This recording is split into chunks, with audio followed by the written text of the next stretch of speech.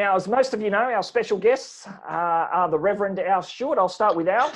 Al works for the City Bible Forum, a ministry aimed at reaching city workers around the country.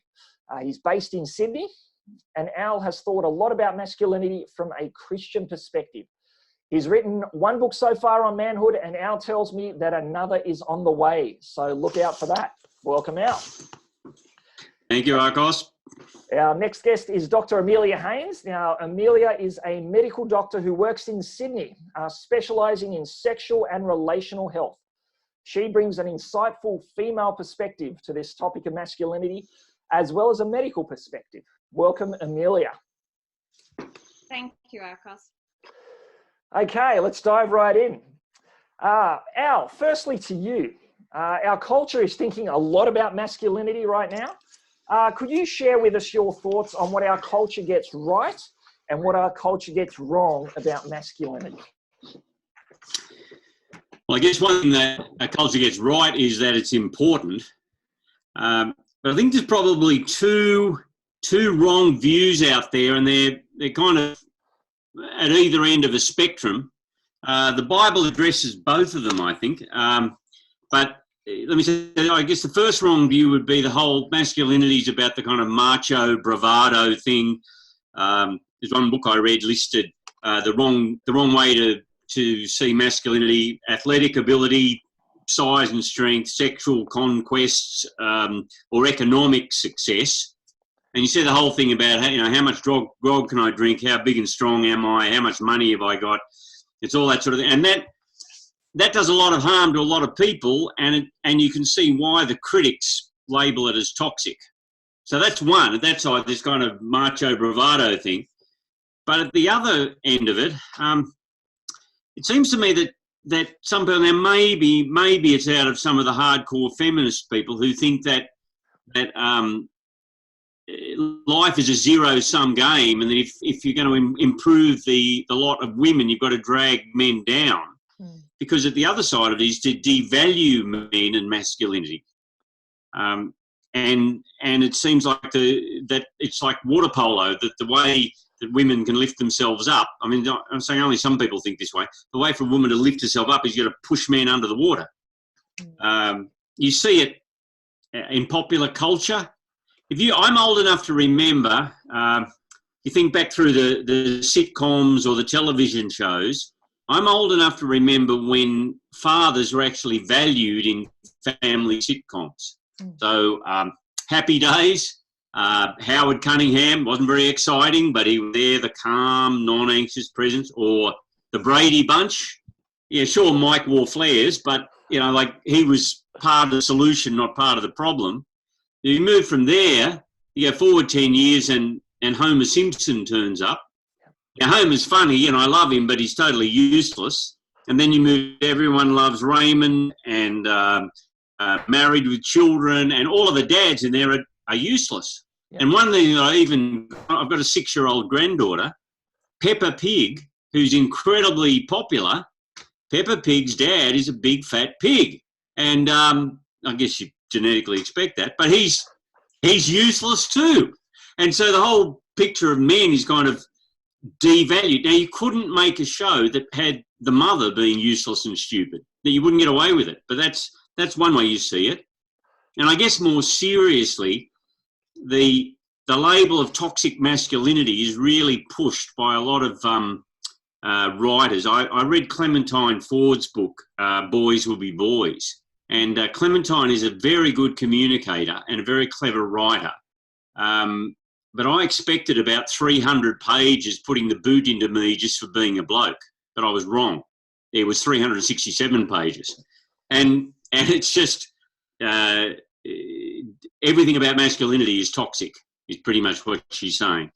So, and then at the other end of that, if I could just one more comment, is to say I think if you regard masculinity as somehow bad or evil, the obvious thing is to soften men or feminise men, I guess, if that's the way. And Chanel's just brought out their range of makeup for men.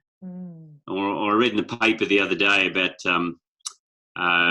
James Charles. I didn't know who he was. He's a young guy, I guess 19 or 20 or something, who teaches women how to put makeup on, and he makes himself up.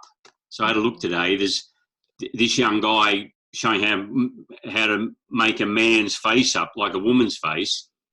9 million views on YouTube, or 9,000,001 because I watched it too. So there's the two kind of alternatives: the aggressive, macho, almost bully sort of thing, or the soft and feminised and emasculated male.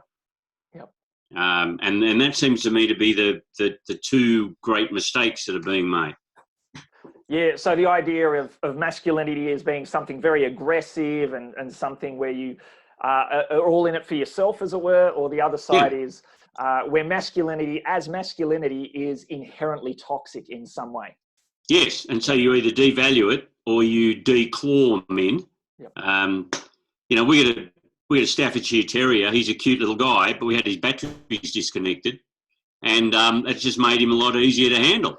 And I think that's kind of what some people are trying to do to men in our society. Yes. Maybe we have to edit that out of the recording. I'm sorry. Anyway. That's all right. This is unfiltered, but we're getting the unfiltered. Am I allowed to chime in a little bit? Because please do. Al and I know one another, and I deeply, deeply value him as a human being. But it is just a tad paranoid. And I completely understand men who are watching tonight who may feel very much that Al is speaking for them, which is desperately kind of sad and something that I think about at work quite a bit. But I just want to point out that Daddy Pig, and I have small children. Okay. 5 children. So I just want to come in support of Daddy Pig for a second. Daddy Pig actually holds a Guinness World Record. He holds the Guinness World Record for jumping in, for the biggest splash when you jump in muddy puddles. Okay. He's kind of awesome. And the other thing is, because I do have small as well as kind of older children, that the ABC show Bluey, yes, which is now like... yes, I've heard about that, but I don't know anything about it. Bigger than Ben-Hur. And the father, I mean, everyone is interesting in the family. Lovely, lovely family. But the father is like really... He plays with his daughters, and he's really funny. The fellow that they got to do the voice is like really, really playful, funny. And anyway, I was going to say, so it's suggested watching for you, because you may actually relieved. So it's not all bad. Yep. The rise and rise of Marvel comics, and I must confess I haven't watched any of them, so I'm about to speak with a bit of ignorance. But, I think men are often kind of in that, feel a bit of confusion. They look at the villain and the hero, and the villain's kind of attractive, actually. But usually most men, absolutely, the majority of men would like to be a hero. And I think it's kind of being proven in the whole kind of... Marvel comic kind of phenomena at the moment. Yeah, the hero, absolutely. And I think I should say I've talked about those two those two wrong views of masculinity, and lots of positive stuff happened in the last generation. Steve Biddulph's book about manhood and the new manhood, it's actually a really good book. And I think you do see men trying to communicate with their partners better. There's an increased understanding of how important fathers are in family life and raising children. There's less tolerance of domestic violence. I mean, it's still a major problem, but it's talked about now and being dragged out into the sunlight more, which is a good thing. So there's good things happening. Yeah. But I think the controversy revolves around those the two poles that I mentioned. I think is But the other one, if I could say, there's a lot of men being damaged. So I had a quick look at the stats. In 2017, there were 2,348 Australian men took their own lives. That's the biggest killer of young men between 15 and 45. It's about 3 times the rate of the female suicide rate. I understand that women, I think it is that women attempt suicide more often, but men choose violent means, and so they're more, quite successful. I think family breakup, women seem to cope with family breakups better than men. And I think there's a whole kind of loss of meaning and existential angst that runs right through our society. But the masculinity thing, that's 2,300 a year. That's just a massive suicide rate among men.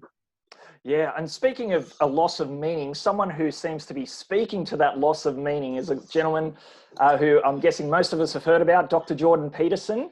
He's got a large following of men from all walks of life, but especially young men, and also many Christian men as well.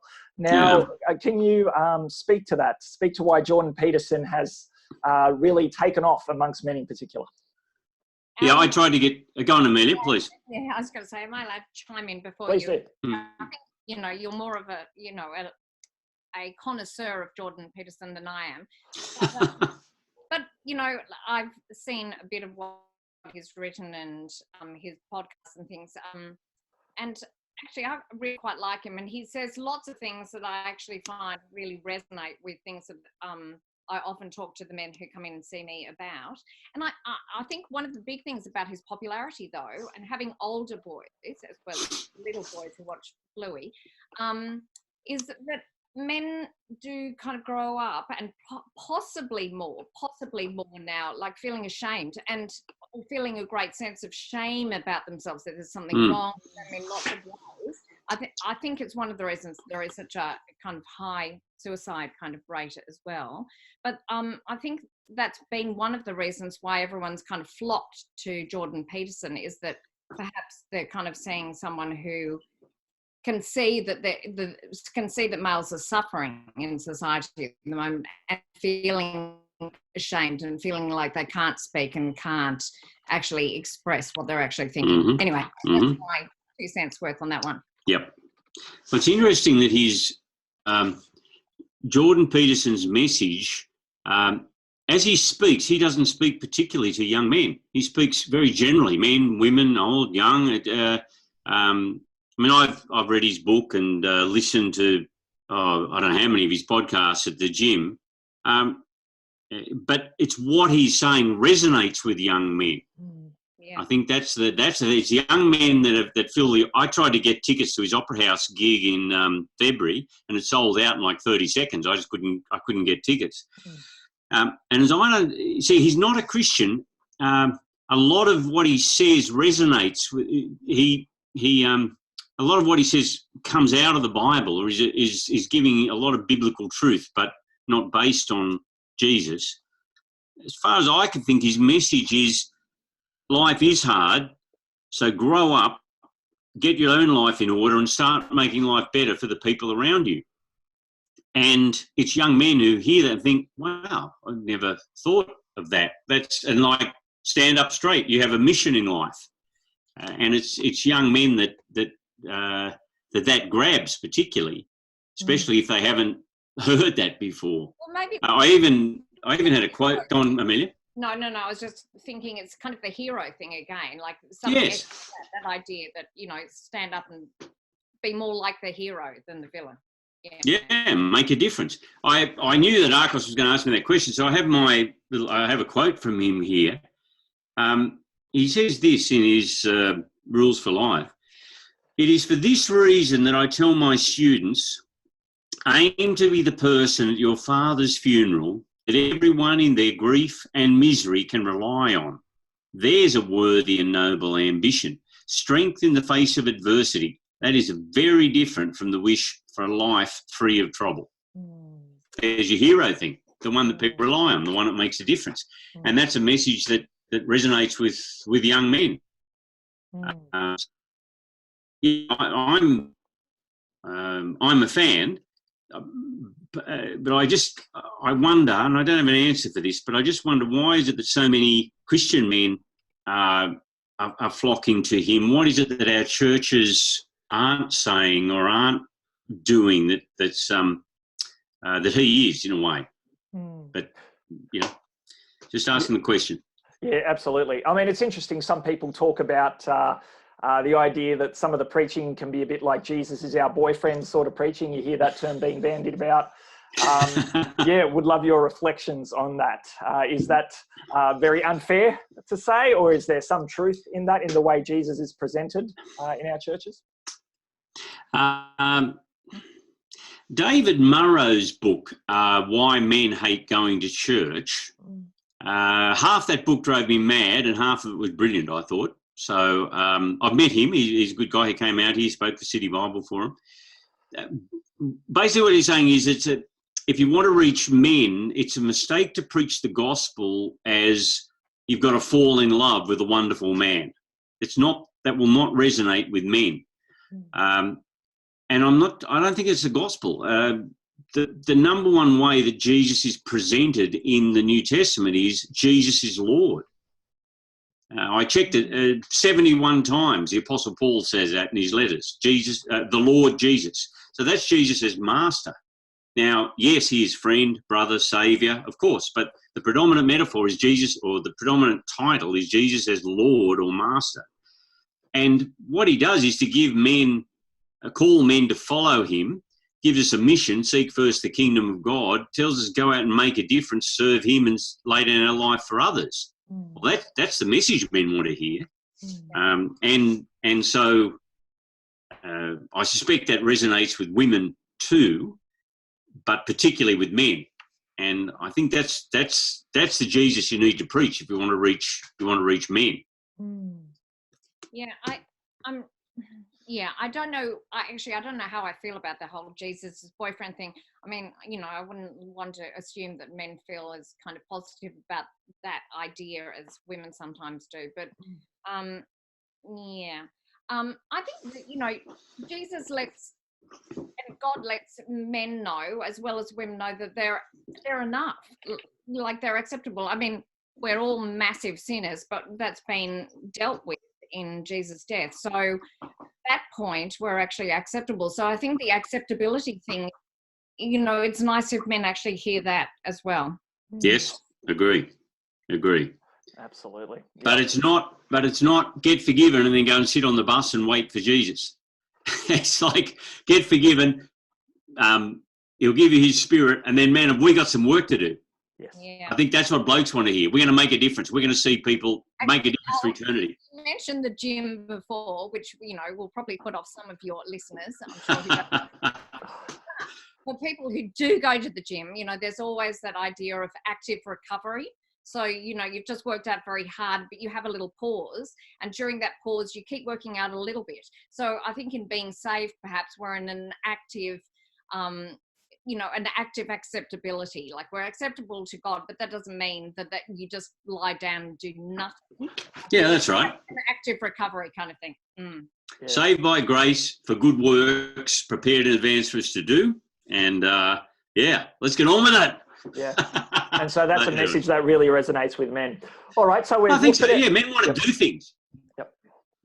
Yep. So I guess we've looked at culture. We've looked at how our culture's responding to masculinity and dare I use the term crisis in masculinity. Let's now move to the Bible. What would you both say is masculinity according to God's design? So let's think about masculinity according to what the Bible has to say. One of the, if I could go first, make it. Please go for it. One of the problems with defining masculinity is it's a bit circular, and that is the idea is like, masculinity is how men behave, or you could say, the men are supposed to behave in a masculine way. So it's a bit of a circle, and masculinity, I think, is cultural. So my family, 4 generations back, came from Scotland. And so being mad Scots, they were running around killing each other with claymores while wearing skirts. Okay, so, but still that's, the kilt, etc. Or I thought it was funny, last year, I've got a pair of Ugg boots that I wear around the house, big high Ugg boots, come almost up to the knees. And I would put them on and think, hey, I'm a Viking, how cool is this, right? And then we had an American visitor stay with us, and he told me only women wear Ugg boots in America. And he's laughed at me. And so I put the boots on the other day and I thought, okay, am I dressing like a girl or am I dressing like Ragnar Lothbrok, the Viking? And it depends which country you're in, doesn't it? Not there's anything wrong with girls wearing Ugg boots. So it's cultural. Yeah. It's quite comfortable to wear your Ugg boots and decide that, you know, they make you feel good and like a Viking. I wore them anyway. That's right, because my feet were cold. I think the way that the Bible describes people is in relationship with other people or other persons. So if you're male, okay, how do we understand maleness? Well, you're a creature made in the image of God. And then the Bible describes you as son, brother, husband, father, friend, worker, servant, etc. Same for women. If you're a woman, you're a creature, image of God. And then the Bible talks to women as daughters, sisters, mothers, older women, younger women, etc. So I think it's understanding that matrix of relationships that shows you what masculinity and femininity will look like. And if I could say, I hope if I can, did you want to comment on that, Amelia? Well, no. That sounds good. I mean, I am so not a theologian, which is why I'm very happy to listen to you. But I was going to say, because Jesus was a male, he does seem to be a pretty good image of some masculinity. And he is interesting because he's very diverse in how he expressed it and what we have recorded.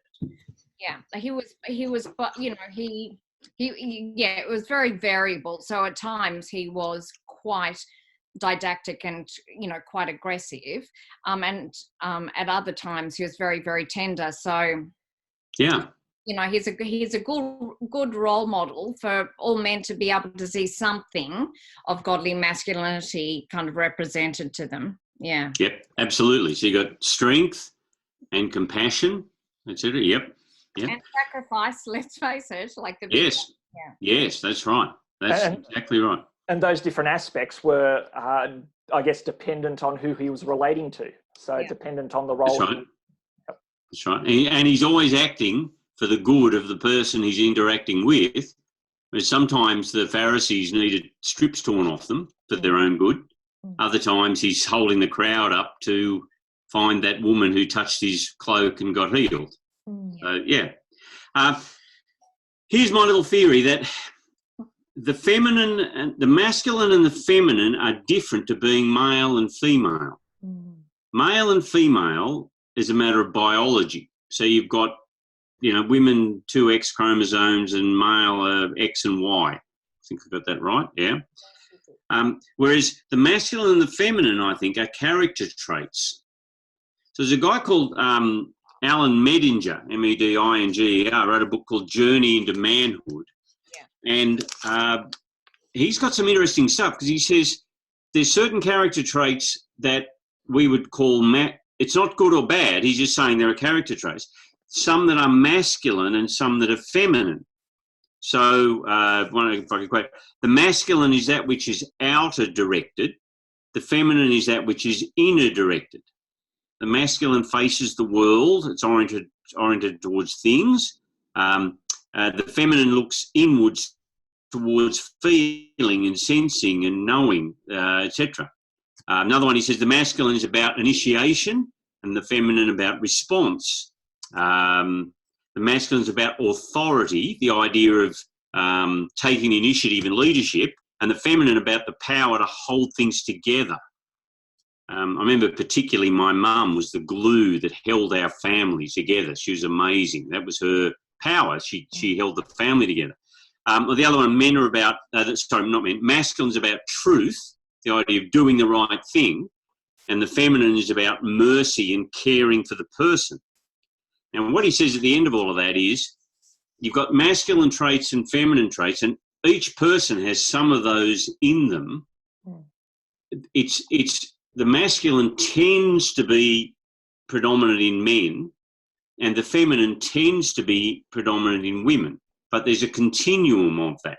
Well, I think psychologists and various sort of neuroscientists and so on have done lots of research over the years to look at male and female brain and whether or not there are any differences in the way that they function. Mm-hmm. And definitely, you're right. There are kind of characteristics which have a tendency to be expressed in the male and tend to be expressed in the female, but they absolutely cross over. You know, for example, a case from myself, women tend, but I really emphasize this, tend maybe to be less kind of good at directions, but I can certainly always point north no matter where you drop me on the globe. My husband really struggles with that and is, you know, greatly helped by his sat nav, whereas really actually the sat nav really annoys me because I know where I am in the world. You know, I don't need that jolly thing. So yeah. That's right. So there's a continuum there, and men and women fall on the different. Yep. Okay. Awesome. All right. Now that's very helpful. Al, did you want to continue? You want to get to the Bible? Yep. Here's what I've noticed as I've looked up. I'm still working it out, but I've looked up every reference to men and male and different roles that men have in the New Testament. And pretty much every one of them, as the New Testament writers speak to men in whatever role or relationship they're in, there's a sense that men have power, and each time they're given specific instructions to men, it's about be careful how you use that in the way that you care for the person that you're dealing with. So I'll give you an example. For example, when Paul talks about men and prayer in 1 Timothy 2, he says, "Therefore I want men everywhere to pray, lifting up holy hands without anger or disputing." So men have certain power. Sometimes it's because God gives them responsibility and authority in a relationship, or sometimes it's just because they're bigger or stronger. Okay, but how do you use that? Well, men have a tendency to be angry and to fight and to dispute about things. And Paul said, no. Your job is to pray. And what do you do with your hands? Well, you don't fight with them. You lift them up in prayer. So that's okay. The one about to be a son, I guess this applies as well as a daughter, of course. But say, for example, so all males, you know, you're a man, or everyone's been a son. Interesting that in Mark 7, Jesus tears strips off the religious leaders. Why? Because it's their job as sons to look after their parents. And they've been playing legal games with this Korban thing to absolve themselves of that responsibility. So they have this financial power, and they won't use it to care for their parents. And Jesus is absolutely scathing of them. Or you go to younger men, in 1 John 2, it said, John says, "I write to you, young men, because you are strong and the word of God lives in you." And then almost every other reference I can find to younger men in the New Testament talks about self-control. And it's a while since I've been a young man, but I know lots of them, and that's what they need, self-control, because young men are buffheads. And to be self-controlled, exercise humility towards the older men, learn from them, etc. But the assumption is young men are physically strong and active, and that's a good thing, but it needs to be controlled. Yep. So in terms of, I guess there's an expectation in the Bible that men have power of some description, and the biblical imperative, or what God wants for us, is to use that power in the service of others, not in the service of ourselves. Yeah, I think that's right. Older men, what do older men do? To set an example. For older men, often just being there, turning up, the example that you set is powerful. Yeah. And where you particularly see it is with the husband thing. Why? Because husbands have power for a number of reasons. One is that God has given them that responsibility and to take the initiative to love and care for their wives. And God's told a wife to submit to her husband. Now, that is nowhere does it say a husband is to make his wife submit. Nowhere. And that's very important. It's between her and God. But he has this authority or power because why? Because she's been told to submit to him. Well, every reference to the husband in Colossians, Ephesians and 1 Peter is to be considerate and gentle and careful with her and how you use that. That's very important. So it's a role thing. And also, I guess, I'm 4 inches taller than Kathy and 20 kilos heavier. That's so one of the things I drilled into my son as he grew up was, mate, God made us bigger and stronger than the girls, not so we can ignore them, but so we can look after them. So carry the shopping in for your mum and pick up that thing and do the kind of, yeah. Anyway, and then fathers have, in Ephesians and Colossians, Paul talks particularly to fathers about how they use the power they have with their children. To don't embitter or exasperate them, train them, love them, because you have all the power. You're a father. You have all the power when they're little. Now that's going to be reversed when they choose your old folks' homes. So treat them well. And even if I could go, just the masters, the form of master or lord in terms of slave owner or servant owner in Ephesians, it's the male form there. There's a female form, I checked in 2 John, but it's the male form of masters in Ephesians 6:9. And as a master of slaves, you have power but you be very careful how you use that, because you have a master in heaven. And then you also see it in terms of the expectation of leaders or pastors in a church. How do you exercise that power? Well, 1 Timothy 5, don't rebuke an older man harshly, but exhort him as if he were your father. Treat younger men as brothers, older women as mothers. So you have a power as an elder or pastor. You be very careful how you use it. So I think that's the paradigm. So if you want, I'll give you my definition of masculinity, I reckon, is a willingness to take responsibility and use the power you have to care for and nurture those around you. Okay? That's what healthy masculinity looks like. Take responsibility, use the power that you have to care for and nurture those around you. If a bloke does that, he's got it right. Amelia, did you want to respond to that or share some thoughts on that? No, that was pretty magnificent. Thank you, Al. I was going to say, and like I say, I'm not a theologian, so I was glad that you unpacked all of that. I'm, to be really corny and kind of outro, I was going to say it is kind of hero stuff. It really is. Yeah. Well, the hero is the one who, a woman can be a hero as well, but the bloke who's a hero is the one who sacrifices himself for the good of others. And that's exactly what men are called on to do, to lay down their life for the people that follow. Take up your cross and follow me. That's what the boss did, isn't it? One of the problems is you don't actually have to ask a woman to do that. I know.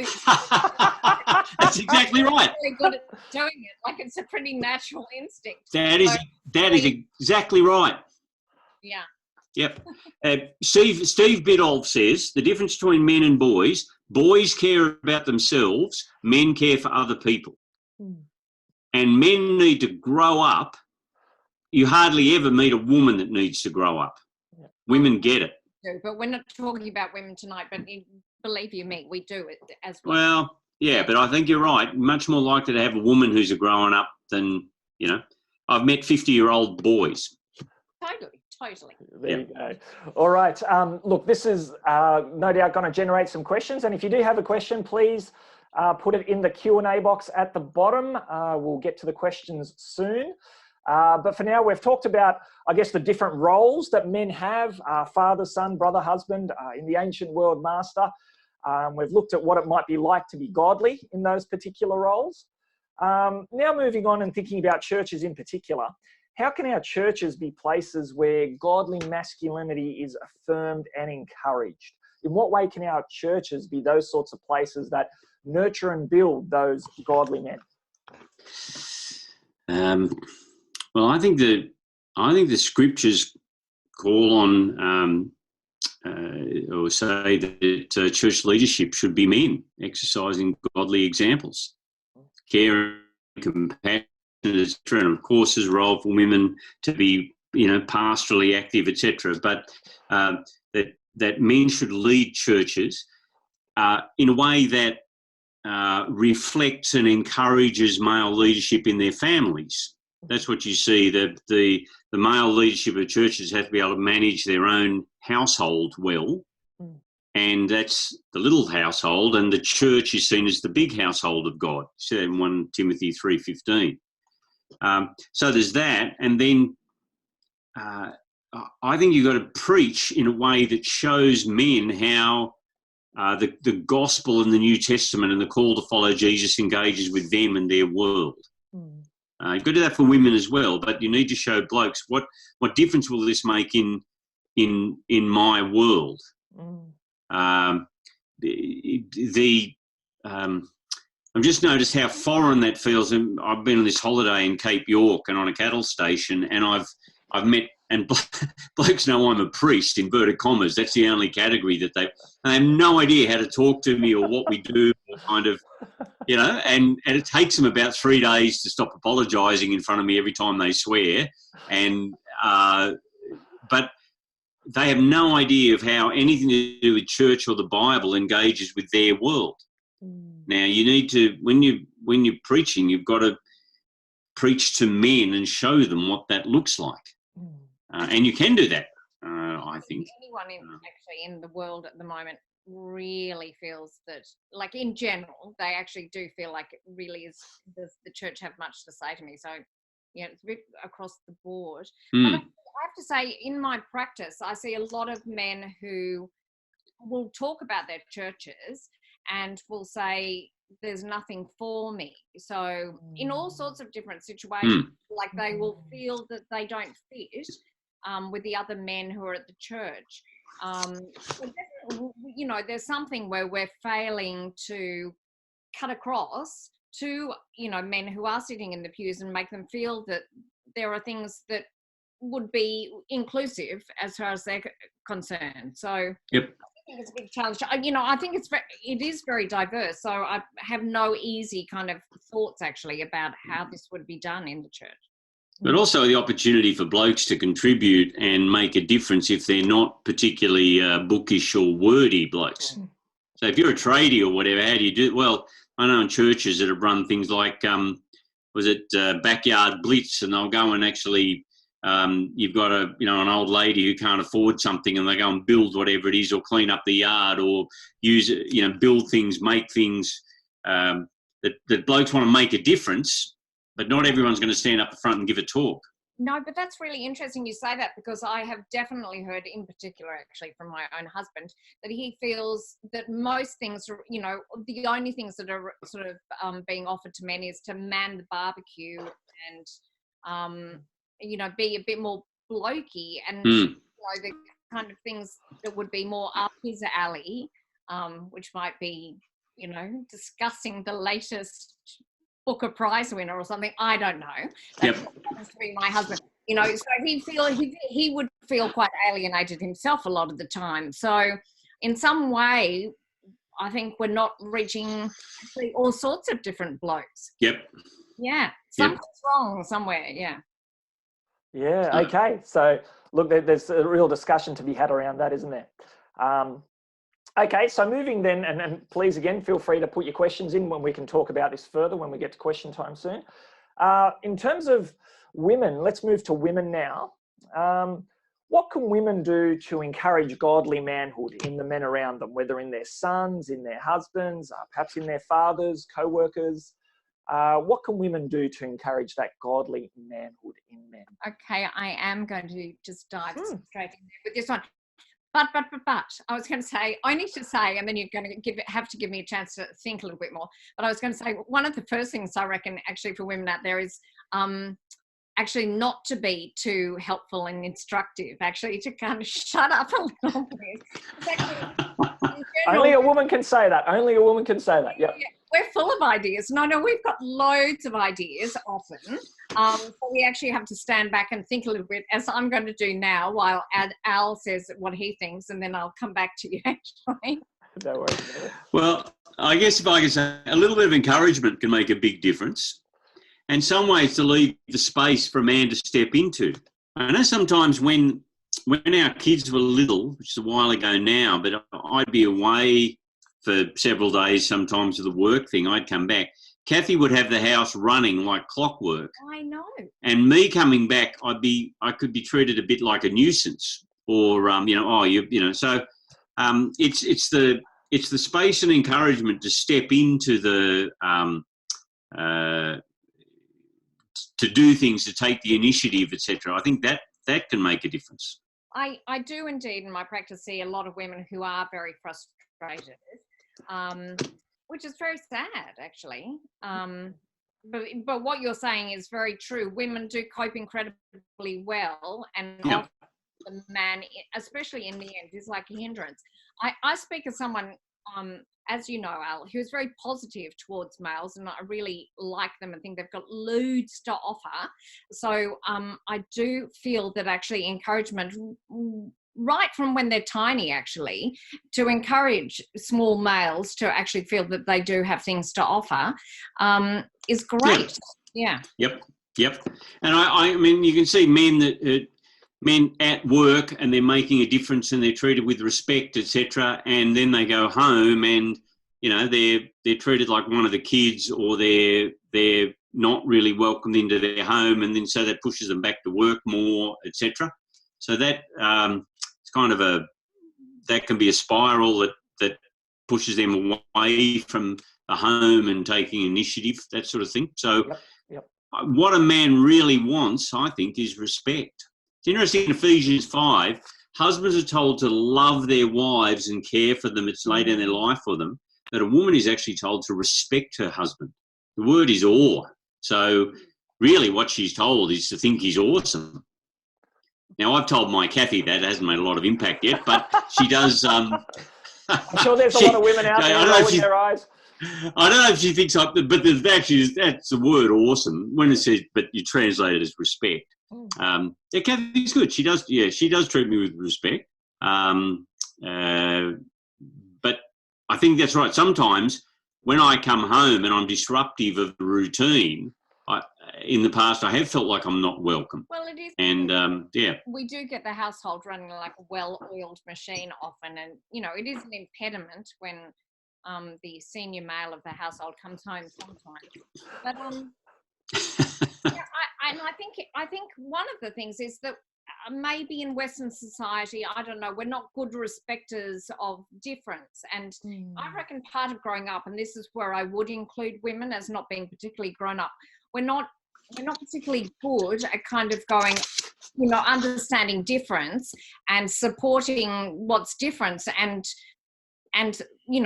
sort of welcoming the difference as being a good thing, a good addition to the family. And I don't think we tend to be very stereotypical, and if you're not kind of looking like some I know we've mentioned, I'm so sorry I've mentioned Marvel Comics actually at this point. You guys don't have to be Thor, and you don't have to be those guys. And to actually inculcate that kind of culture would actually, I think, be very helpful to all of us, absolutely all of us across the board. Yep. There's two mistakes, I think, and you see it in Genesis. One is for the man to be overruling and to dominate her, but the other mistake is to be passive and uninvolved. So it's interesting that when the evil one, when the snake speaks to the woman and says, the fruit will open your eyes and you'll be like God, etc., she takes the fruit and gives it to him. And Adam's been standing. I don't know what he was doing, but he wasn't leading and he wasn't involved. He's standing there, I don't know what he was doing. Screensaver's on in his head, but it's that there's passivity and not being involved, or there's the domination and over kind of misuse of authority. But they're the two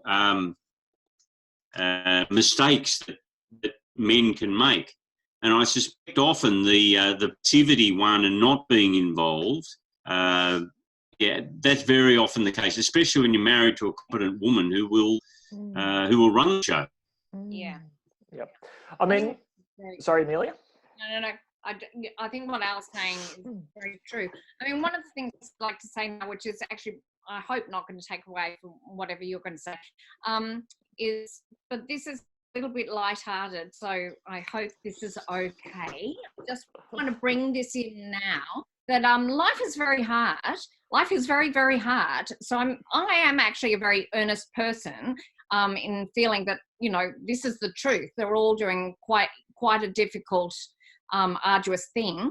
But the sort of levity and playfulness is a God-given characteristic of the human. And it would be nice, actually, if people were able, and we're all submerged by all the, you know, difficulties and busyness of life, at the very least, that I think we forget to relate with playfulness with one another. So actually, I think a lot of women are craving, actually, the men in their lives to play with them, actually, to be playful and light-hearted and with them and their children, but to more play. I'm voting for more playfulness.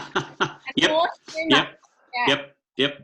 Actually, one of the things I've been reading about lately was how important the rough and tumble play is for kids, and usually it's with fathers, that they engage. I think the Americans call it roughhousing. I think in Australia we call it rough and tumble wrestling, etc. And important for boys and girls, that you learn a whole lot of things. You learn self-control. You learn that there's limits. You learn that you can go so far and then etc. etc. So yeah, that kind of thing. I just read Warren Farrell and what's his name? Farrell and John Gray, the boy crisis. Now that's an interesting book. He's got chapter after chapter on the importance of a father's engagement in the family and the difference that men make to children as they grow in terms of their the prospects about education and about how they'll end up and how psychologically healthy they'll be, etc., etc. So yeah, but that playfulness thing, absolutely. That's my message to all the men out there, that, you know, there are all these big challenges and, you know, attempting to be a hero, but we want a playful hero. A playful hero. Excellent. Look, moving on then, just before we get to questions, there's been a lot in the media about masculine authority, particularly the abuse of masculine authority in particular churches, around domestic violence and so forth. Some horrific stories have come out. How should women understand this idea that the Bible talks about of masculine authority, whether it's in their marriage or elsewhere? Al, do you want to talk a little bit about that first? Okay. Now, I thought about this. In the Bible, there's within church life, within the life of the community, there's a pattern of respect, I'd say, expected between older and younger. Of younger to older is a better way to say it. Of younger to older. So, for example, in 1 Timothy 5, Timothy's told to treat older men as fathers and older women as mothers. And what's that mean? That you're treating an older woman with respect. Why? Because she's older, or older men because he's older. And then there's also a call for submission to the elders of the church because of the role that they have. But then, okay, well, how does Joe average man relate to Jane average woman, or how do younger women relate to younger men, etc.?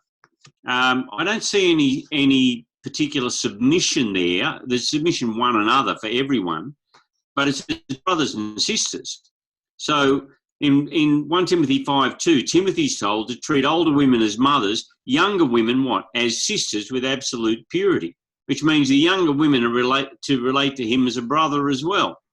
Also, if he's a leader, they'll be relating to him as a pastor. But younger men and younger women relate as brothers and sisters. That's how I would think that the relationships work.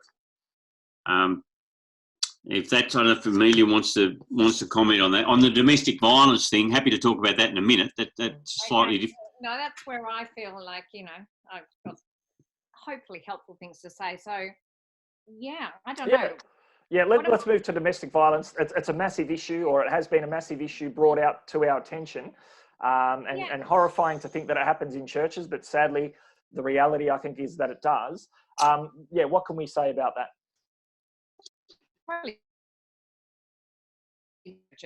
But it's happening everywhere, and certainly society is becoming sort of increased aware of it. And without horrifying everyone, I would just like to say here that I honestly do believe that it's a great thing, actually, that we're all becoming more aware of it, because it is, it can go stupendously wrong. Thus, I would like to cover something that I tend to do within my practice and, talk to people around me about, like pastors and so on. I actually think you should have a low index of enabling like a quick separation, which of course, freaks everyone out. But at this point, I'd like you all to just slow down. With separation, I think that people are very, I don't know the right word for it, very kind of boxy with the idea of separation. Separation is not an engagement to be married. It's not like an engagement to be divorced. Yep. Separation can be just incredibly useful, and I think we should feel less freaked out, like less anxious at the idea that actually to separate parties and ensure safety, it's not a terrible thing. Like, it doesn't need to be cataclysmic. The man involved, if it's a man, doesn't need to feel abandoned by everyone and vilified by everyone and so on. But it can be a very positive thing to separate and consider what the right way is, sometimes very quickly, back to a restoration of the family structure. Sometimes, it'll mean separation basically forever. But is that a base for Al to make any comment on? I thought about this earlier on. I think I would say, Amelia, I think it's backing up what you've said. A woman should never have to live in an environment where she feels unsafe or threatened. Yeah. That would just be a blanket rule. Zero tolerance on any kind of violence, and verbal or relational abuse. I just go back to point one: a woman should not have to live in an environment where she feels unsafe. Yeah. And so, sorry, go on. Then you take it from there. What is necessary after that? Yeah. One of the things that's worrying me about this scenario, which I think is very important, that everyone's safety is paramount. But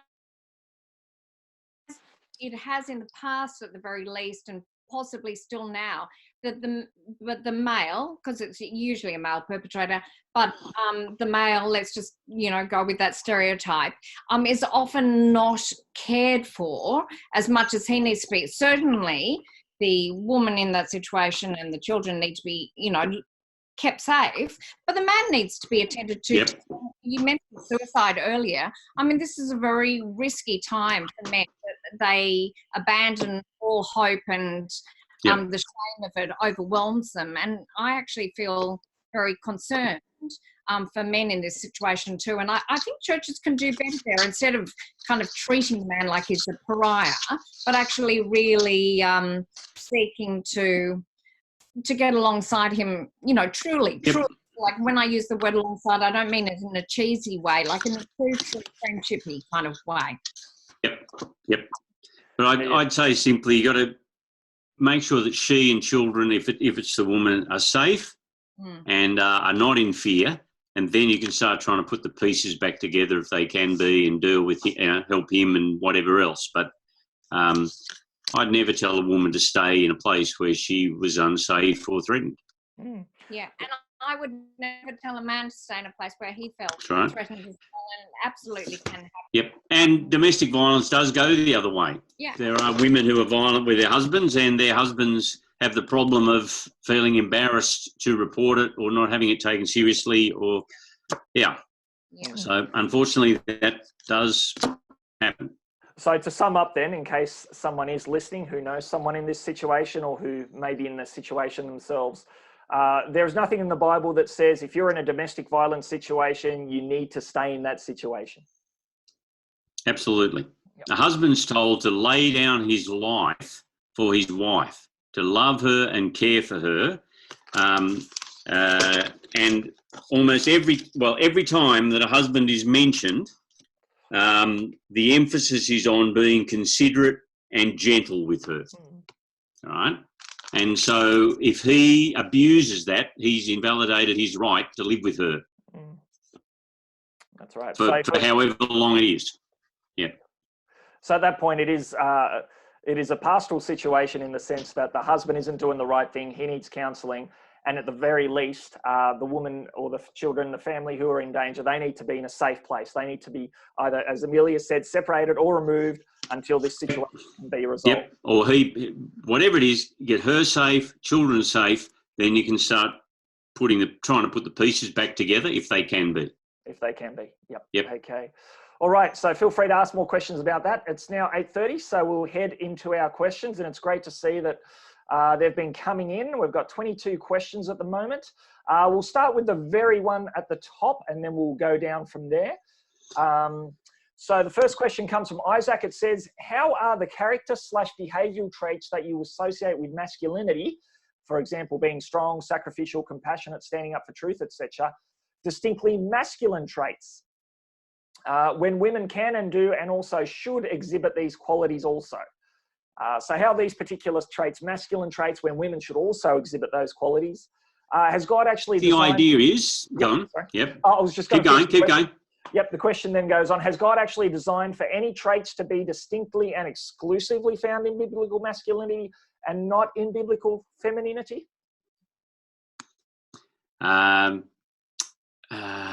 Good question.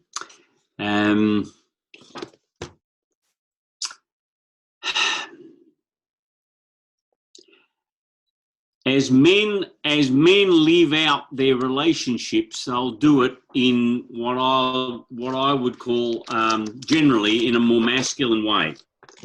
In terms of men are called on to take the initiative and I think to be more protective, etc., of their families, and the way that they exercise and do that will be in a more masculine way, in terms of a face generally to the outer world, taking the initiative, in terms of being given that authority. I think that's the difference. And once again, the way in which the masculine feminine thing is a continuum. And I think that's the difference. And there's an assumption there that men will have power in certain relationships, particularly as they deal with women, that they need to be very careful of. Okay. So yes, women are called upon to be courageous and strong, etc., etc. But the assumption is that in a lot of relationships, men will have power, and they need to be very careful how they use that. Amelia, did you want to add anything before we move on?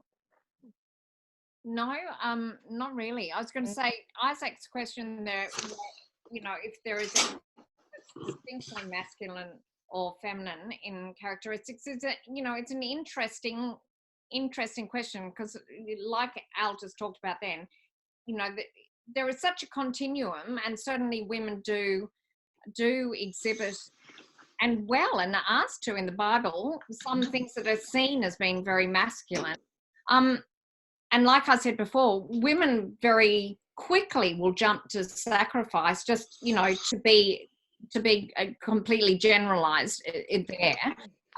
But certainly the Bible is pretty specific about saying that men need to sacrifice themselves, which isn't actually specifically asked for in the Bible, I think, but this is not my area. So, yeah.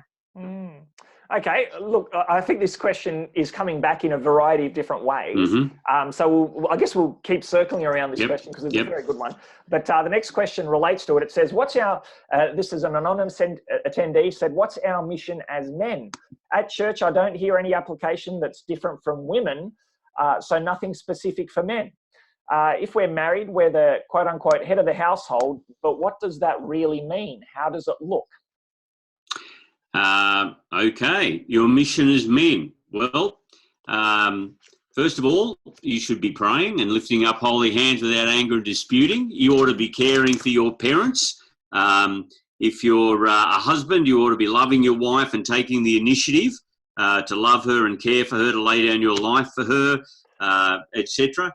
If you're a father, you ought to be the head of the house and making sure that your children are raised and not exasperating them, bringing them up the training and instruction of the Lord, etc. So there's your mission in those relationships. And then also in terms of seeking first the kingdom of God. So in many ways it'll overlap with men and women, but in each of these relationships as you live it out, there's an expectation about how you will use that power that you have. And more of it, you see, it's about men. Men are expected to take the initiative. The masculine thing's about, I think the masculine thing generally is about taking initiative to care for people. The feminine side of things tends to be more responsive and nurturing, and the masculine is outward looking and work. Now, saying the continuum, etc. But the masculine thing is outward looking and forward looking. The feminine tends to be nurturing and drawing things together. But it's interesting that Paul talks, for example, to the fathers about raising children and taking responsibility to ensure that happens. It's not to say mothers don't have a role, but it's, Dad, you should be looking further ahead. You should be the one that's taking the initiative and working this out. As a husband, how do you take the initiative to love and care for and look after your wife? And I think submission is about, for her, is a willing response to that. That's when things are really working well. So I think that's the way.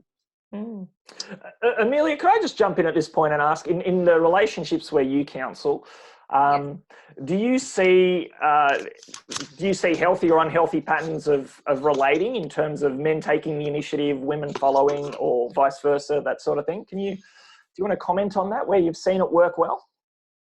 Okay. Well, absolutely. Yeah, I mean, and I was going to say, it's so tricky, isn't it? Because everyone has their own particular strengths within the relationship. And so you'll see a patchwork of all of those things showing up. But you certainly do see, I think a lot of women long for all the men in their lives, their fathers, their sons, their husbands, their brothers and their friends. Like for a man to show initiative, actually, interestingly, Al, is sweet nectar to women, because a lot of the time, I mean, we don't mind a lot of the time but we do often feel like it would be nice to have a partner on this journey of organising, the drive of the family or the drive of the relationship or all of those kind of things. I think we long for you to be our partners, actually. And I mean, no, you're saying more than that, but even if we just start with that, there is a real longing actually for women to feel that partnership kind of feeling. I've got a friend on this journey. I've got a partner on this journey. Well, another adult rather than just a big child in the family is one of the things I've heard women say. Now, that's not what I'm not saying is you've got to plug in particular jobs in the family that belong to the man or the man or the woman. So in our family, Kathy looks after the money. Well, she's Chinese. She's got this Jedi thing for money. She's a brilliant administrator. She organises all our finances, everything, and I kind of do the social diary. Well, there you go. Is that counter? Like she's the one that remembers to put the garbage out, and she tells me to do it, but I always forget to do it. So I don't know how that works. So we just work on giftedness. she's a great administrator and really good with money, and I can kind of run a calendar and, chase people, that sort of thing. So now, but it's my job, I think, to try and take the initiative of how do I care for her and how do I try and think about our family now that we've got kids growing and grandkids, and how do I try and think ahead about how to look after that family unit. That's what I'm thinking my job is. I'll give you an example, if I can, where I think I've got it right. A few years ago, I realised we needed a time when we were all together. So we hire a beach house in January down the south coast, and we've now got into the routine where they all know, 4 kids, their partners, a couple of grandkids, they all know there's a house down there, first week of January, it's all free, your mum's cooking, be really good if you could turn up. And it's built into the routine now, and they do that for part of it anyway, and that's great for the family dynamics. Okay, well, that's one anyway that Dad got right. That's the initiative to care and think, and that, part of that, that's my job. Now, you talk it over with, I always run things through the Senate and see what she thinks, because she's a very wise woman, but it's my job to take the initiative and to care and think about that. Okay. I think women are blown away if a man is, even after many, many, many years of marriage, is curious, actually still, cares for them by being curious about them too. That's one that I think that often men forget to do, actually. Yeah. Yeah. Okay. Yeah. Here's a question. Again, it sort of circles around, I guess, this idea of distinctions.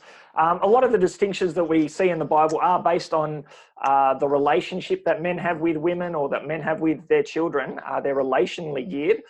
Natalie Ray says, are there any clear distinctions in the Bible that the Bible makes between men and women that aren't relationally geared or relationally dependent, perhaps?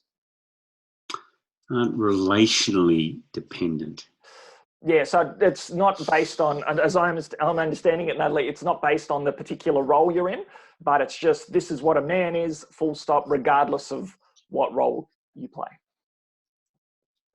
Well, the Bible seems to assume that men are bigger and stronger. Now, I don't know whether I suppose that's relational as well.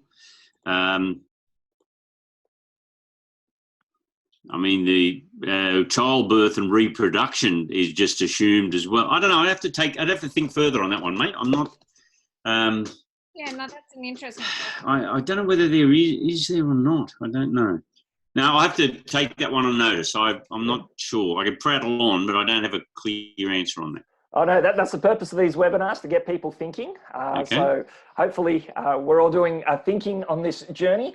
And I was going to say, Natalie, we're all human beings. So, certainly the Bible, does spend most of its time talking about us as if, we are all unified by that. Yes, I think what I'd say is the assumption of the Bible is equality of men and women, which I think we just take for granted. So the Bible assumes completely equal before God, equally sinful, equally saved by grace in Galatians 3, equally justified through Christ, children of God, ministry, giftedness, all of those things to be equal. Equal in intelligence, equal in ability to learn, all of those things. Now, I guess because we've had that for so long, we don't realise how radical that is in the ancient world. So it's more, if you looked at it, most of it's saying we're equal and so similar and should be treated the same. And then there's a few differences in the way that we relate to each other, which flows out of mostly telling men, you be careful because you've got power in certain relationships, and asking a woman to be, to trust a man in how she responds, her husband, etc. Okay. Next question is a very interesting one from an anonymous attendee. It says, what if I don't feel masculine? Can you comment on the emotional or psychological experience of feeling masculine and feminine? What are they, and what should feeling masculine be like? I love this question. I'm not going to answer it straight. I'm going to turf it straight over to Al, but I love this question. It's because I'm a very masculine female that I love this question.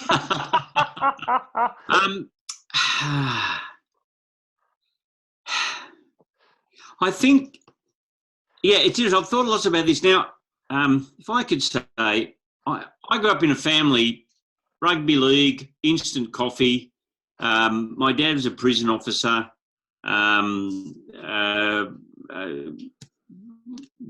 Weight training, like that. Now, it's just, I guess, the classic, our cultural cliched masculine stuff. So that's just me. So I've got to work hard not to assume that that's what it should be like. The masculine thing is cultural, and so I don't think you can draw a clear picture of masculinity necessarily. Sorry, the Bible's above culture in many ways. And so you get the pictures of, what does it mean to be masculine in France before the French Revolution. You've got those guys running around with powdered wigs and in tights, and that was the macho thing. Kilts in Scotland. Okay, so for someone who doesn't fit the cliches or the standard cultural thing, the Bible still speaks to that man. Okay, well, as a man, what's he called to do? Well, to lift holy hands in prayer if he's going to follow Jesus. As a son, to look after his parents. As a younger man, to be self-controlled and be submissive to those who are older. If he's an older man, to set a good example. So those things are they masculine? Well, it's how a man is called on to act, I think. And so I don't want to put the cliches on blokes on men who don't feel that. At the same time, I want to let Christian men who are do enjoy a whole lot of standard masculine stuff to be able to enjoy that as well and not feel kind of guilty. So that's the line we walk. We've got to give people some freedom on this. We need to be way kinder to one another over this, I think. Yeah. Yeah. Okay. Could I just jump in then with another question that's very related to this? I'll read it out. It's a very good question. I think it'll touch on what you've just said. It's another anonymous attendee says, I'm wanting to know how to reclaim my masculinity. I'm a man with unwanted same-sex attraction who grew up with a father who didn't teach me how to be a man. Plus, I had male peers reject me, so I grew up thinking that, quote unquote, men don't accept me as a man. My perception of masculinity was the strong physical aspects that I could see in Marvel superheroes. I'm learning to be less passive and to lead and initiate, but it's really hard. How can I learn how to be a man and reclaim my masculinity? Where can I learn masculinity? What a question. Yeah, that's a great question. Yeah, it is a great question. I hope he's not punishing himself too much because this one is tricky. Yeah. That's actually what the book that I mentioned, Journey into Manhood by Alan Medinger, Medinger. That's what that book is about. Yeah. Actually growing into manhood, and his thesis is that we are attracted to the opposite or what is complementary. And so same-sex attraction comes from a longing to engage with what the masculine that is different to us. And his point is saying for men to learn this idea of masculinity.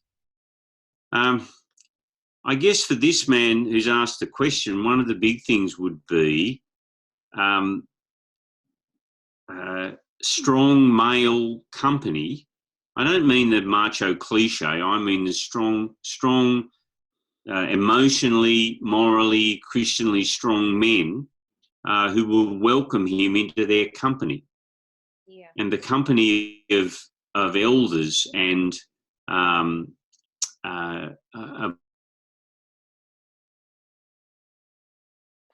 of older men who will welcome him is one of the big things, I think. It's interesting as I've read about manhood and so on. Most of the, how could we put it, traditional cultures, tribal cultures and pre-modern cultures had rituals of initiation and teaching younger men what it meant, teaching boys what it meant to be a man. What it meant to be a man, and there was a process that you went through. Often it was difficult, and you kind of earned your man card. We've lost all of that in the Western world. Richard Raw's book Adam's Return, it's a very interesting book. It's got a whole series of things that he thinks boys need to learn before they can be men. And I agree, but I can't see how to reintroduce it into our society.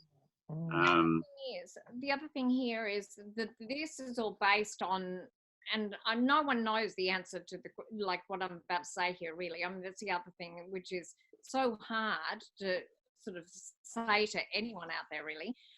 No one knows the answer about same-sex attraction. I mean, there are massively kind of masculine, if you call it that way, men who are same-sex attracted, and very, female ones who are totally sexually attracted. Yes. So I'm not convinced. I'm just saying this personally, and in practice, I'm not convinced that the kind of the things that we've been talking about tonight, the masculinity and femininity, are all that related to the same-sex attraction. I think there might be other things going on. No one's clear on exactly what is going on here, and people have theories, and theories are all very well and good. But, there's a lot of pain for the people who are involved in any of this kind of lack of knowing who they are and how to be more of anything.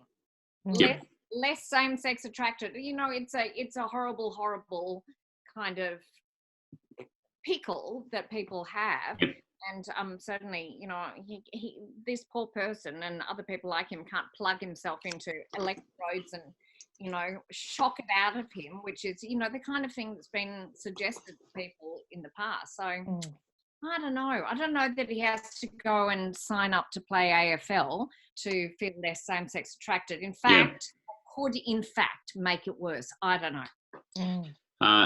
Well, to live out what the Bible expects of you as a man is not the same as fitting in with the cultural patterns of masculinity. Yeah. I think that's what I want to say. And so, okay, if he's going to follow Jesus, what does that look like? Well, as a son, what do? Well, you honour and look after your parents. You care for your brothers and sisters in how you treat them. If you're a younger man, well, you try and learn some self-control. If you're an older man, you try and set an example. If you're a father, then you care for and raise your children, etc. But it's not about how you fit in with the culturally defined masculinity. I feel like society, and maybe this is one of the reasons that I've forgotten his name. What's his face? Peterson is ringing. Jordan B. Peterson, Amelia. He's ringing such a bell for people. Is that actually we're kind of called to actually be more thoughtful and careful and step up to be more thoughtful about the kind of human being that we are going to be. We can't just blob around and be childish and expect other people to sort things out for us. So a lot of us, in fact, I would say all of us, are actually called to a harder life than actually seems to have been common for some decades now. Yeah. really actually for a long time, human beings haven't actually asked themselves to temper themselves. Like you're meant to be allowed to do anything that your mind turns to, and that's good. So I think possibly that kind of argument hasn't been terribly good for society, for mankind. But to this man who's asked the question, it's I'd say it's older men who have the maturity and the wisdom and the compassion to welcome you and to welcome you into a band of brothers, especially if they know that this is difficult for you. That makes a massive difference. And then I'd say that, I know it's a little cliche to offer this book, but Journey into Manhood by Alan Medinger, I read it and I thought, here's a man who's thought deeply about this and has a real heart to help people with exactly that issue. So that's worth a look. Yeah, excellent. Okay. Look, there's another question there about masculinity, femininity, objective versus, what's universal. I think we've covered that enough for now. I might move to another question by James. It says, how does the modern understanding of gender fluidity, being non-binary, and gender identity impact our understanding of men and women and masculinity, femininity from a biblical perspective? Alan and I were hoping this question would come up, weren't we? It's an excellent question in today's day and age. I think a lot of people are asking it. Yes.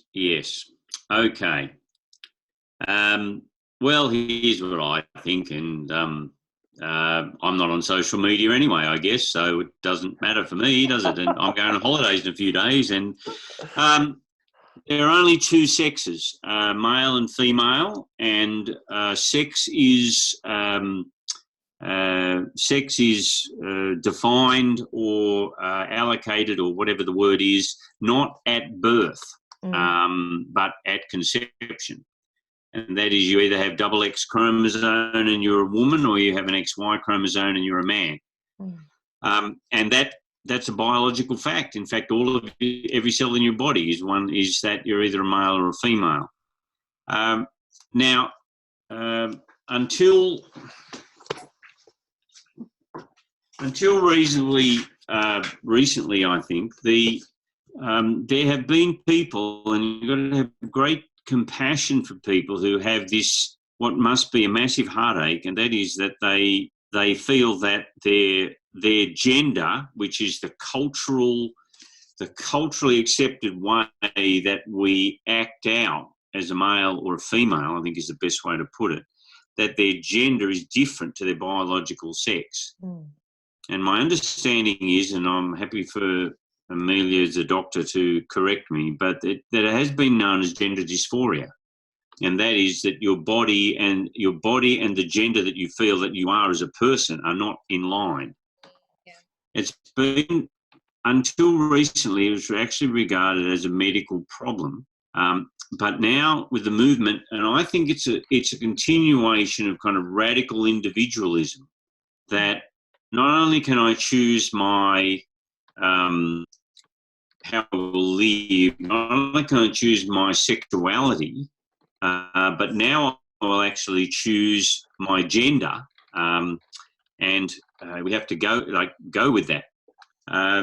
If you want a good discussion of it, and it's, I don't think this man is a Christian, but when Harry became Sally, responding to the transgender movement by Ryan T. Anderson. And he goes into a lot of the medical stuff, the history of it, etc. What he does say is that we must have compassion in trying to help people who live with this, but the movement now to act to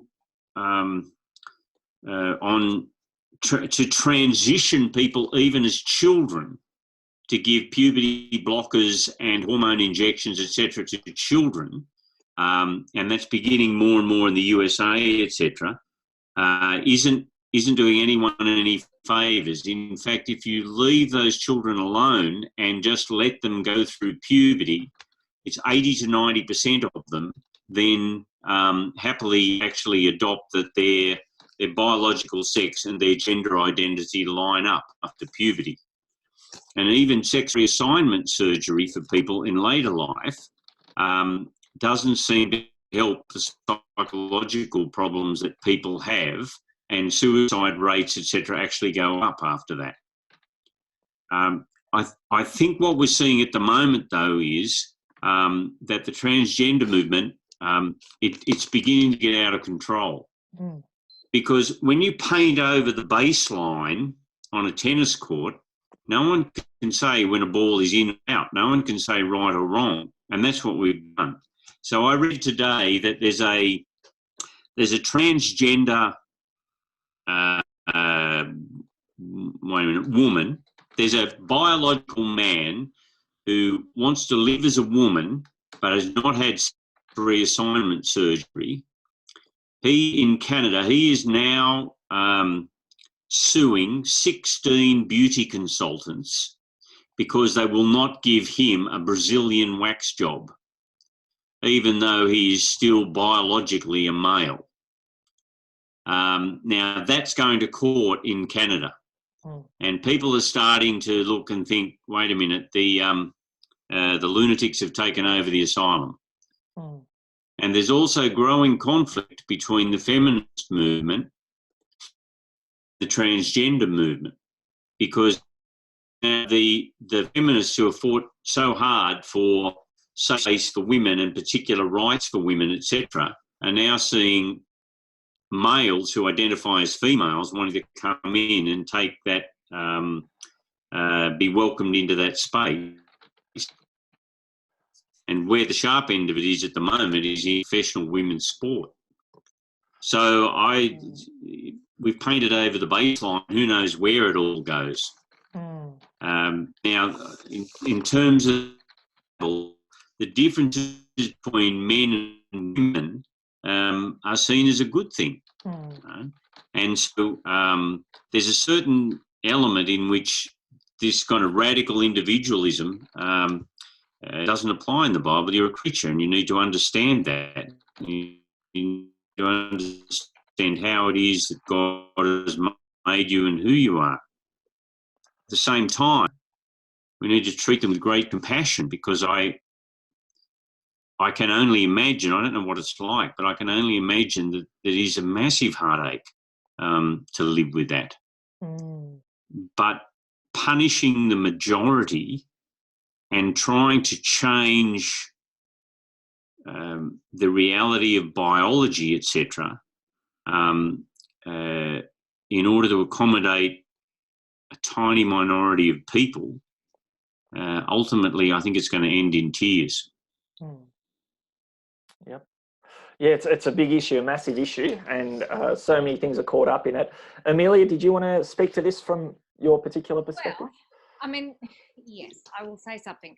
I was going to say, in my experience, and I do, you know, a lot of my practice is around this kind of thing.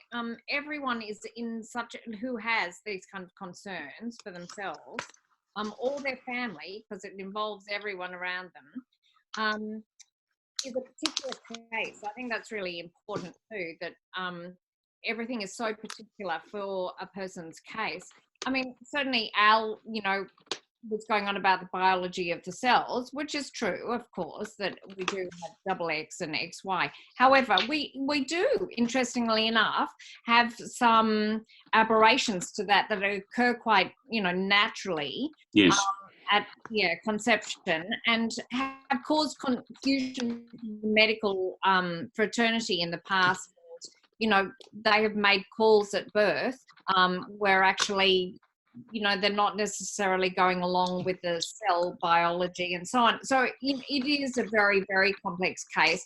And I mean, certainly anyone who is dealing with anything really, and you know, anything under the grab bag, all of this now really actually does need very good information, which is a case in point, because a lot of the information floating around out there isn't necessarily very reliable. It's a mine, basically. It is. Yes.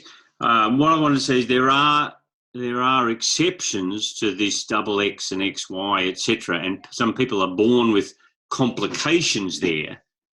But in the past, they've been looked at as medical complications, and the idea is trying to actually help people medically with that. I think that's the point. And when Harry Became Sally book, he talks about that, saying it's been treated as a medical problem, and how can we compassionately try and help these people in how they'll live. Yep. Yeah, excellent. Thank you for your answers. Alexander asks an excellent question. He says, "Hi Al, I really liked a lot of what you said about the role of men to serve others kindly, to use power responsibly, and so forth, and how this is commended in the Bible. And yet he says in society, there seems to be a movement which says that if you use your strength to protect women, that's seen as belittling and disempowering women and being demeaning to them. And so he says, as a young man, how can I respond to objections of this nature?" Yes, it is. I understand it used to be that you stood up for a woman on public transport if there were no spare seats. If you do that now, you're just as likely to be refused or etc. I think men still should take the initiative to offer to walk a woman to her car, or to help in any way that will physically protect her. Definitely.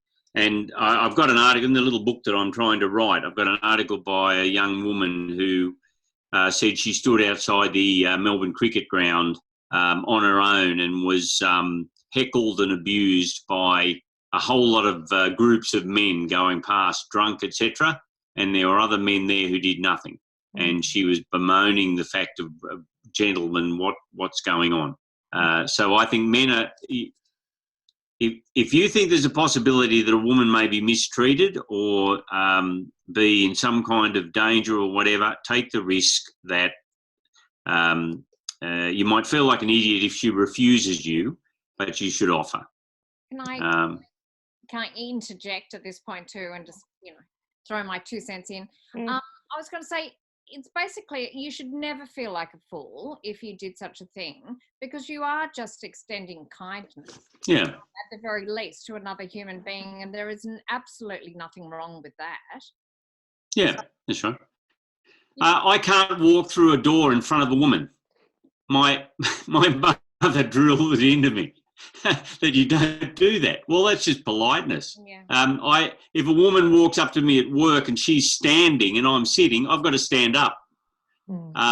So I don't know. That's hardwired into me. That's just now. Is that? Am I a dinosaur? I don't know. But I do know that Kathy likes it if I open a door for her. That's my wife. If I open a door for her and I treat her that way, it's just politeness. So yeah. But offering to walk a woman to her car, offering to carry something that's heavy for her, etc., I think that's just part of actually being a part of kindness. Yeah, exactly. I think it's just being a human being, actually, and you shouldn't feel bad about it. My older sons are in their early 20s, and they do feel almost guilty about being male, these days.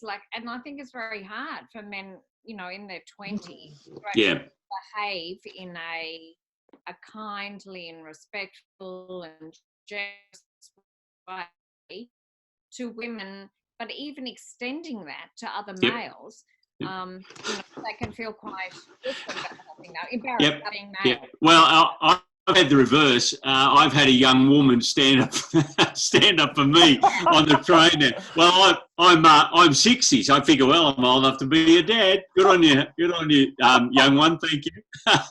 Yeah, excellent. Embarrassing, but she was doing the right thing. All right, we've still got some time to get through some questions, and there's some really good ones coming up. So we're laying forward a vision for men as to what biblical manhood might look like.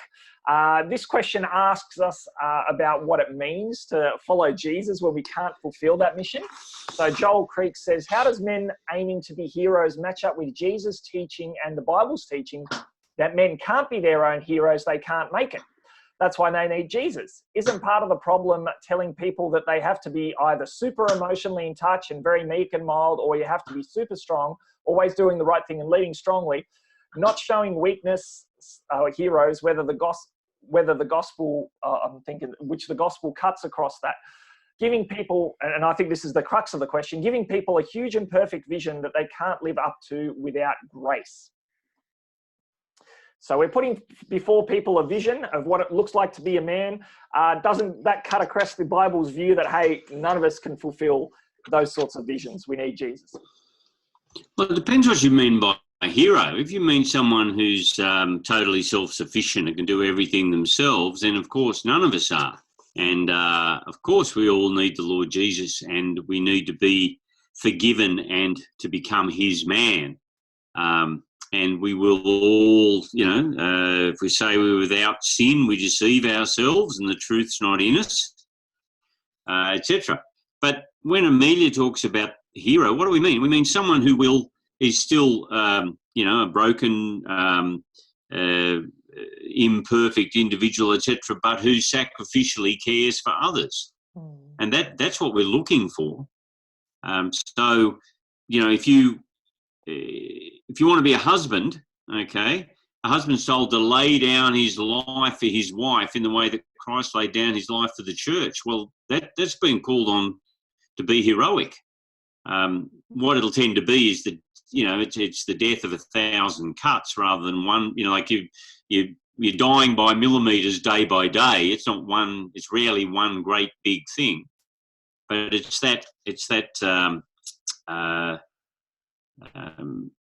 it's a willingness to sacrificially love others, I think, that will make you a hero. See, we don't look for the right thing about who's a hero or not. And that is, in Colossians, it's chapter 1, verses 10 and 11, the Apostle Paul says the power of God at work in them will give them great what? Miracles or massive preaching? No, endurance and patience. Yeah. And if you want to look for the hero in life, it's the person who keeps turning up again and again and again and again. It's the hero is the dad who makes 10,000 commutes to feed his family and to pay the mortgage and to give to church and to tell his friends about Jesus. And it's just endurance and patience, and it's the mum who gets up and goes to work and still looks after kids and does all, that sort of thing. So, your heroes in life, I think often we don't notice them. They're the ones who keep turning up and sacrificially give their lives, rather than, the one big flashy. Actually, one of the things I talk to people about who come and see me is the idea of progress, not perfection. And if you're at all kind of obsessive, like that's not a very attractive thing to you, because everyone wants to shoot for perfection, and if you can't be perfect, they feel so rubbish that they fall into, really sad behaviours. But I think as human beings, we need to deal with that kind of anxiety of going for progress. We're going for progress. That's all any Christian can really, in all seriousness, be actually after. I'm sure you had in mind 1 Timothy 4:15, Amelia. Right. Be diligent in these matters. Give yourself wholly to them so that everyone may see your progress. Exactly. So Paul doesn't expect Timothy to arrive. Just expects him to show that he's on, he's on the journey, moving forward. It does feel uncomfortable to human beings because we, it makes us feel anxious, actually, not to be able to nail it. I nailed it, and then we feel fabulous. That kind of human experience of anxiety, of not actually nailing it and realising that we're not nailing it because we are progressing, and like you say, we're showing up. Yep. Keep turning up. Okay, there's a question here from an anonymous listener. They say, Al, before you mentioned the tradie type bloke persona, and the question is, I was wondering how as a Christian man you can relate to those guys without having to join in and perpetuate the bloke off I've never heard of the term bloke off, but there you go. And so I think the type of culture that thrives on being tougher than the rest, drinking heaps of beer, feeding money into the TAB and talking about women in a vulgar manner. And so his question is, I want to know how to break into that culture and stereotypes that they seem to need to live up to and reduce its effectiveness in order to share the gospel with them. So how do you share the gospel with tradie type blokes? How do you relate to them without becoming like them? But yeah.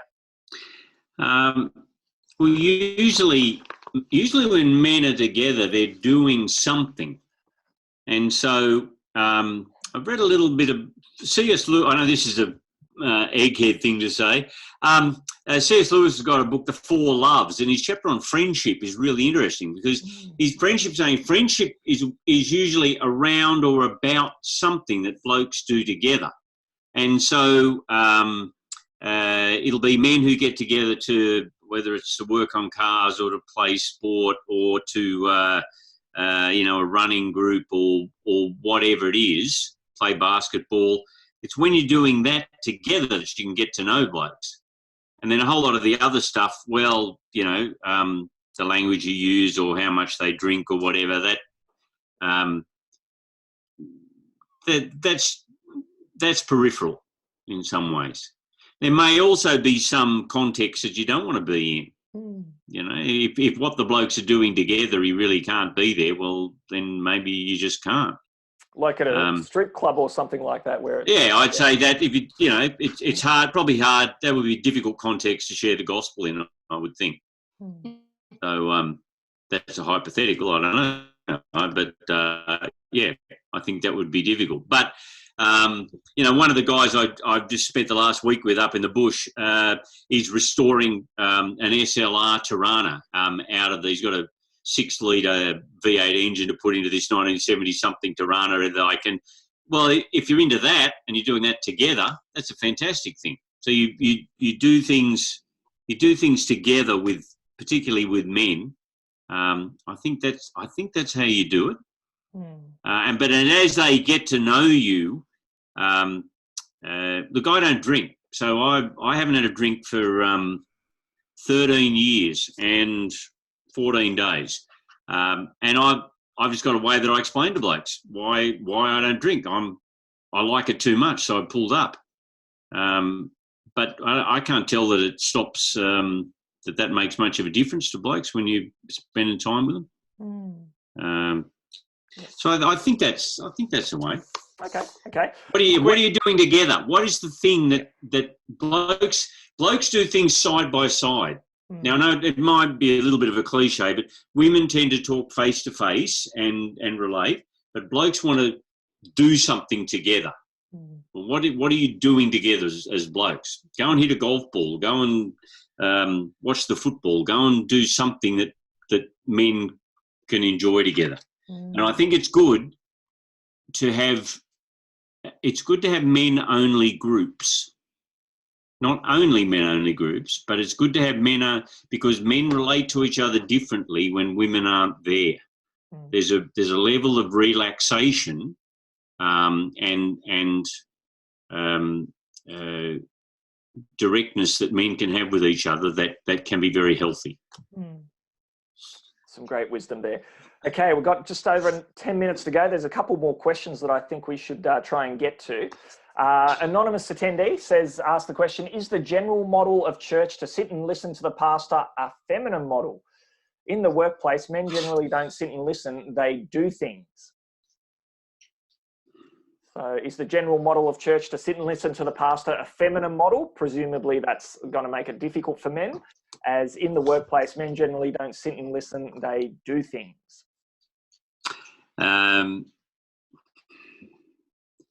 The two things you mustn't do with men is bore them or waste their time. And so the model of men sitting and listening to the pastor, no, that's a biblical model that you teach, that you open the scriptures together. What's not biblical is boring them. So you need, and also they want to know what difference is this going to make. And so you teach them, engage them. So that's what I'd say. And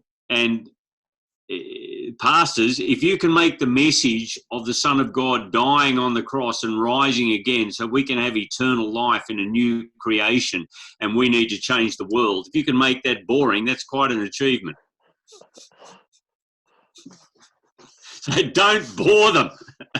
Don't waste it. Say what you got to say and then shut up. Anyway, that's right. I think that's the case. And blokes want to do things, sure, you got the rest of the week to do things.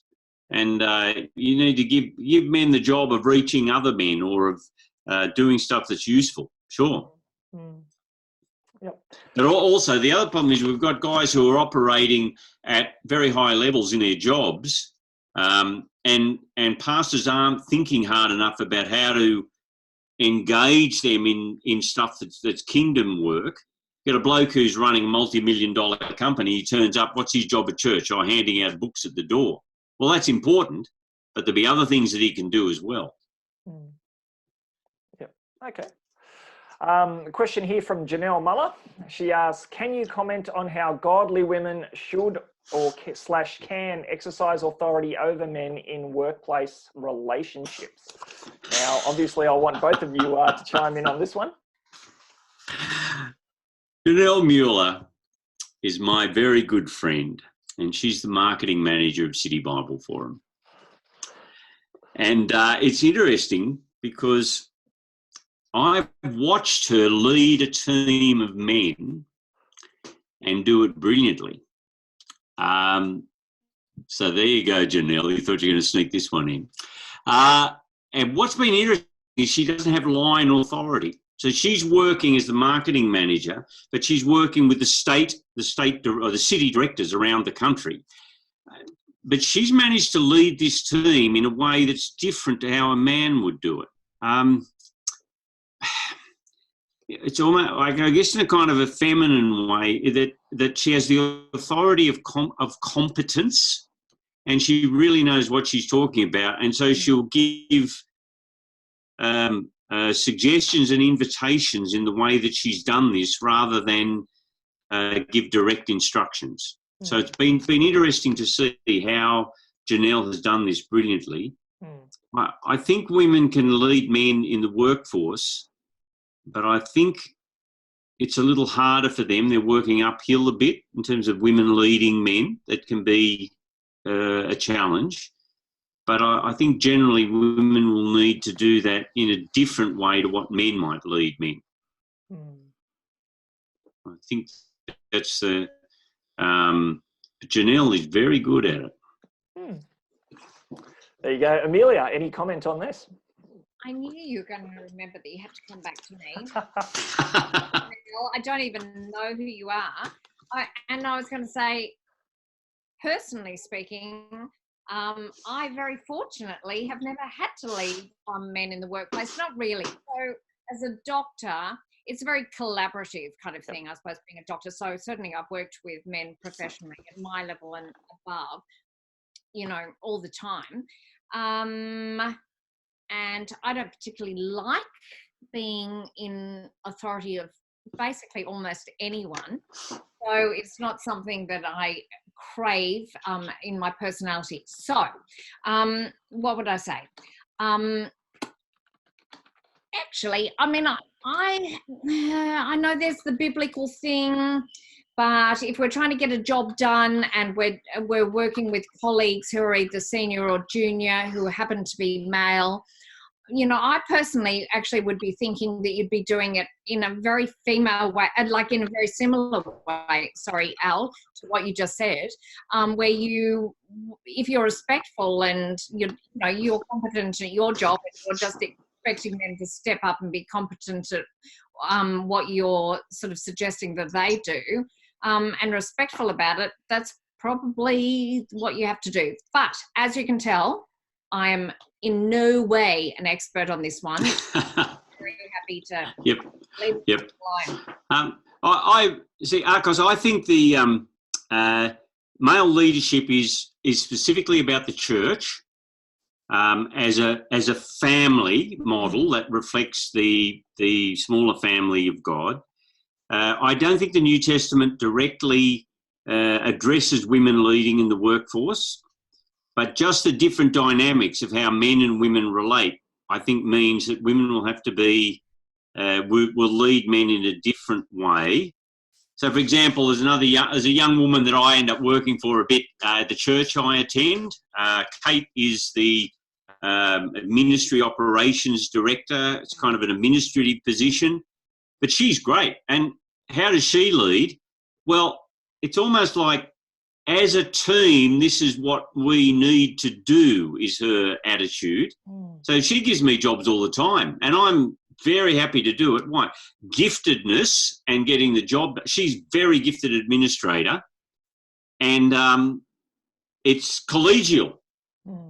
But, yeah. Now, once again, how does she do that as a woman? It's a little hard to describe, but the way that she leads it is different to my friend Tony Willis, who's a brilliant administrator, but he's a bloke.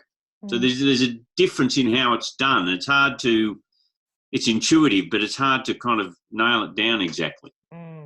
Okay. Look, we might sneak one last question in before we wrap up. This will be one for the parents out there. The question from an anonymous attendee says, what are your thoughts on rites of passage for boys to be affirmed as men?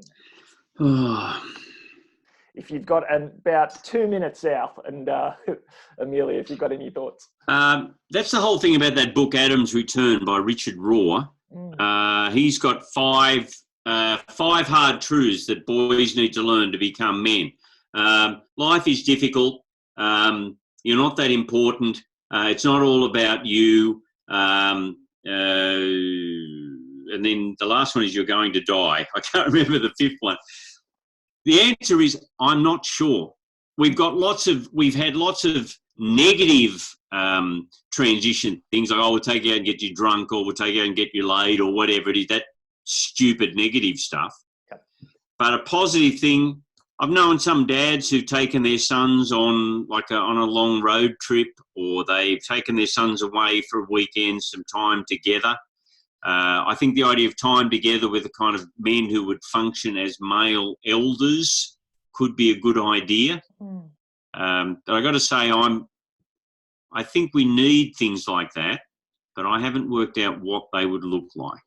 There you go. I'd say we need things like that, but I haven't worked out what they would look like.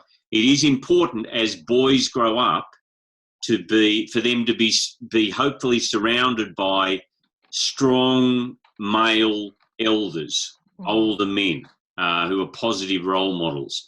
And ideally a church is set up beautifully for that. Yep. So. Okay. And my 2 cents worth on that one is surely it could take different forms. So you're scratching around, Al, but I think it probably could take very different forms. And one of the important things would be the time when you just gently start to encourage the boy to participate in, helping to lead, to read the Bible, to about church, but to do things about the home, to drag out the garbage bin, to whatever, like just to sort of actively participate and step up. Yep. Yep. Okay. All right. So there ends the questions, and we're just about out of time. But as we wrap up, a special thank you to our guests, Al Stewart and Amelia Haines. Thanks for provoking us to think biblically and seriously about reclaiming masculinity. Thanks also, quick thank you to our technical experts, Servant Studio, who have made all this possible. If you check your emails, you'll see the recording hopefully out later this week, and an edited version. Please only keep that to yourself for now. We'll have a public version out in about a month's time or so. Now, also in your emails, you'll receive an email asking for feedback. So if you liked or something you didn't like, or if there's something you think we can improve or we've done well, please share that in the feedback email that'll be coming out in the next day or so. So thanks for joining us. We hope this webinar has provoked you to thinking. We encourage you to continue the conversation with your church, with your pastor, with your trusted Christian friends. And most importantly, we encourage you to look to God's word for guidance on this issue. We hope to see you at the next TGCA webinar. Details will be out on our website, so keep checking that. Have a good night, everyone, and thanks for joining us.